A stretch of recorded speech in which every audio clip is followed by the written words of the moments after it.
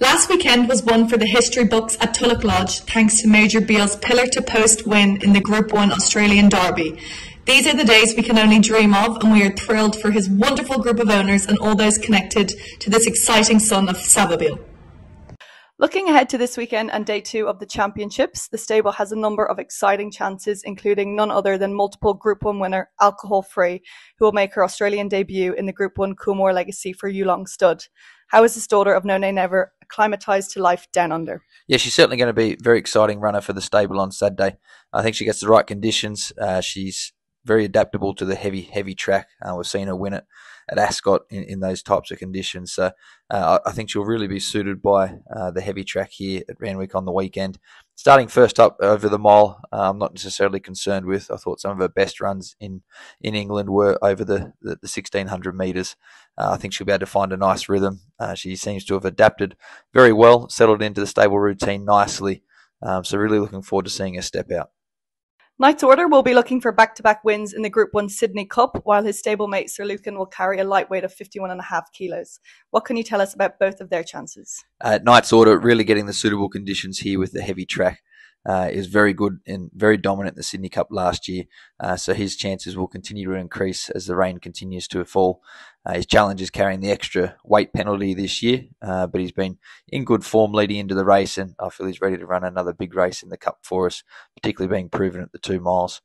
Sir Lucan's on his first main campaign with us. I thought he kicked off very nicely. He gets into the race very nicely on 51.5 kilos. I'm unsure of his chances in the track conditions, but he's certainly going well. Certainly nice and fit for this race. If he can settle over the 2 miles, then he's certainly going to be very effective as well. BALLET could not be in better form heading into the Group 2 Percy Sykes Stakes. This daughter of the Autumn Sun has trialled in between her thrilling win in the Group 3 Black Opal and Saturday's race. Will she run a big race? Yeah, she seems to be in really good order. She had a nice trial in between races for her just to keep her up to the mark. Obviously, she was very impressive when winning on debut. Not easy to do, and she looked the ultimate professional on that occasion.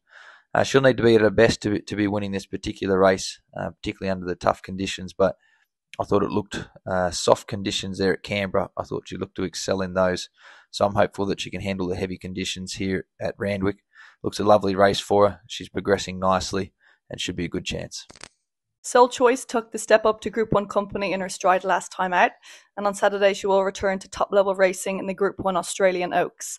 Are you happy with how she's come through a run in the Vinery Stud Stakes? Yeah, most certainly. I thought it was an excellent run from her at her first attempt in Group 1 company. She had to do a bit of work from the wide draw, and I thought she stuck on very, very courageously. Just the time between runs, she felt there late in the piece, but I think she's improved nicely off the back of that.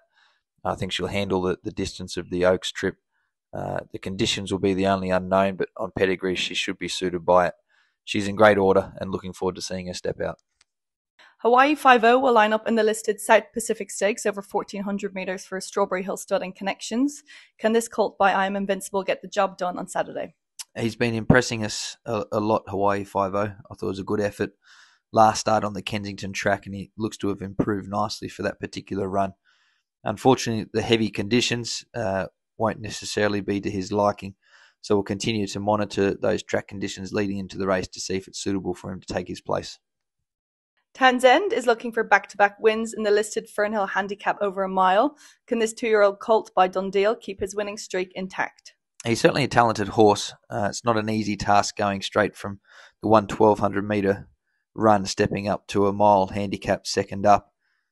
But he won very well under the heavy conditions and likely to get those conditions again on Saturday. So he's very effective in that. He's bred to be running out a strong mile. I feel he's had a good foundation prior to that first start, so he may be capable of being able to pull it off. He's a nice horse, certainly progressing well and potentially going places for us. White Marlin will make a much-anticipated return to the races on Saturday in the Group 3 Easter Cup. Is this European import by Master Craftsman ready to start his journey to the 2023 Melbourne Cup? Obviously, very much looking forward to seeing him back at the races. He's been faultless in his career to date, so always going to be difficult when resuming in tougher grade this time round. Obviously been penalised for his record there last campaign, but I feel he's in good order. He's had 2 nice trials in Sydney and a jump out in Melbourne prior to prior to this first up run. So he should be nice and forward for this particular race. Obviously, the aim is to get him qualified for the Cup, so he'll certainly be at his peak in a couple of runs' time. He may be vulnerable here, but expect him to run a very good, big race. SUPAGIRL returns to the races on Friday in the Country Oaks at Geelong. This daughter of Pride of Dubai went well first up in the Group 3 Epona Stakes, where she finished middle of the field. Has she improved since her first run on Australian soil? She certainly has. I feel that it was a much better run than what it reads on paper and in the form in the Epona Stakes. She's stepping out over that little bit further, which is what she needs. I think as she continues to stay further, she'll be much better suited. But she's in good shape. She's stepping back in class here and looks well placed in that regard. So I think it looks a lovely race for her. Cycle Peak and Choose Your Words both have a couple of options this weekend. Which are you leaning towards for both? Cycle Peak has got a nice option for him at Canberra, and obviously at Newcastle. Canberra being the easier race for him. I feel it was a good effort from him first up. I think he's improved nicely since then, and will run a good race for us. So he's a good chance of breaking through for his maiden. Choose Your Words unfortunately had the meeting cancelled on her last time at Canberra, what looked to be a suitable option. Yet to make a decision on where she's best placed. But I think if she can get some heavy track conditions, she really relishes that. Potentially that'll be where we look to race her. Vancouver Queen found the heavy conditions at Kembla Grange last time out a tough ask. She will return to the races at Canberra on Friday in the Fillies and Mares Class 1 handicap, where she will look to notch her second career win for First Light Racing. Yeah, I thought it was a good run there last start. The conditions just made that a little bit tough for her, and potentially stretching out that distance for the first time. I feel she's better than that. So happy to put a line through that. Her first up run was obviously very, very courageous. Would obviously like to see some improving track conditions for her, but she seems in great order. Venetian Blue will return to the races at Nowra on Sunday in the maiden handicap over 1,400 metres. This 3-year-old filly by Merchant Navy has trialled twice leading into this race. Is she ready to win? Yeah, most certainly. Obviously, she's going to improve nicely off her first up performance, and as we can see her over a little bit further, tried to have her nice and forward with her 2 trials.